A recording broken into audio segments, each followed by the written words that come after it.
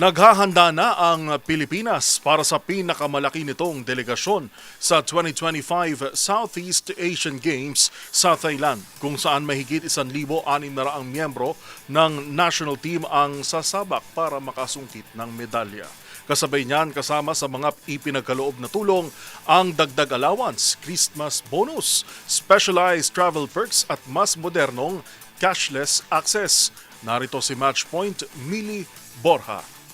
Inihahanda na ng Pilipinas ang pinakamalaki at pinakamalakas na delegasyon nito para sa 2025 Southeast Asian Games sa Thailand, kung saan mahigit 1,600 athletes, coaches at opisyal ang ipapadala ng bansa. Sa isinagawang send-off ceremony, binigyang diin ng Philippine Sports Commission at Philippine Olympic Committee na nakatuon ng programa sa Substance Over Spectacle. Natampok ang interfaith prayer, mensahe ng sports officials at dagdag na benepisyo para sa national teams. Kabilang sa mga pinagkaloob na suporta ang 6,000 pesos na dagdag allowance, 18,000 pesos na Christmas bonus, specialized mabuhay miles card para sa national athletes at custom Maya Visa card para sa mga modernong financial access. Ayon kay PSC Chairman Pato Gregorio, layunin ng mga benepisyong ito na kilalanin ang pagsusumikap ng mga atleta. Nagbigay din ng mensahe si POC President Abraham Bambol Tolentino at hinikayat ang delegasyon na maging matapang sa kompetisyon. Magbubukas ang 2025 SEA Games sa December 9, araw ng Martes,